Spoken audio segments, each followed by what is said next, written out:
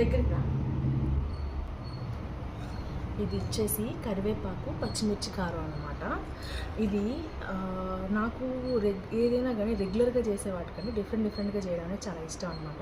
ఇది నా own recipe కాదు. నేను మా ఊర్లో ఒక 75 years ఉంటాయి బామ్మగారికి, ఆమెను అడిగితే ఆమె చెప్పిందనమాట ఇలా డిఫరెంట్గా చేసుకోవచ్చు అని చెప్పేసి. సో ఇట్లా చేశాను. పచ్చిమిర్చి అంటారు నిలువ ఉంటుందా అంటారు కదా, అనుకోవచ్చు.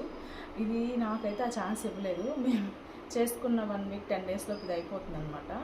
లిటరల్లీ చెప్తున్నాను. కూరల కంటే వేడి అన్నంలో నెయ్యి వేసుకొని ఇది వేసుకొని తింటే మనకి ఏ కూర అవసరం లేకుండా చాలా అన్నం తినేస్తాం అనమాట.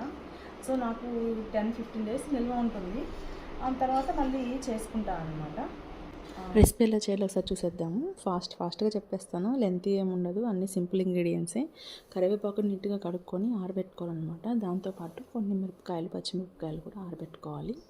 2 కప్పులు కరివేపాకుకి నేను 10-12 పచ్చిమిరపకాయలు తీసుకున్నాను. అవి సరిపోతాయి అనమాట. కారం ఇంకొంచెం కావాలనుకుంటే తీసుకోవచ్చు. 2 సైమల్టేనియస్గా నేను ఫ్రై చేశాను అనమాట. కరివేపాకు అనేది పట్టుకోగానే పొడైపోవాలి, అలాగా వేపాలన్నమాట. ఇంకొంచెం సేపు వేపి పక్కన పెట్టేశాను.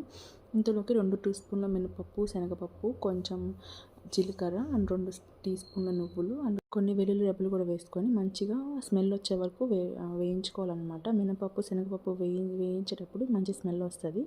అది జార్లోకి తీసుకొని కంప్లీట్గా ఆరిన తర్వాత ఏదైతే వేయించుకున్న మిరపకాయలు ఉన్నాయో అవి వేసుకొని కొంచెం చింతపండు అండ్ ఉప్పు వేసుకొని నేను లాస్ట్లో కొంచెం పుట్నాల పప్పు వేసాను అనమాట. ఒకసారి గ్రైండ్ చేసుకోవాలి కోర్స్గా.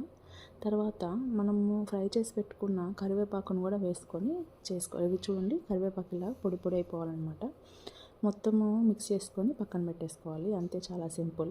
దీన్ని మనం వేడివేడి అన్నంలో నెయ్యి వేసుకుని తింటే చాలా బాగుంటుంది. ఇందులో నేను అడిషనల్గా ఏం యాడ్ చేశానంటే కొంచెం మునగాకు పౌడర్ యాడ్ చేశాను అనమాట. హెల్త్కి చాలా మంచిది కాబట్టి.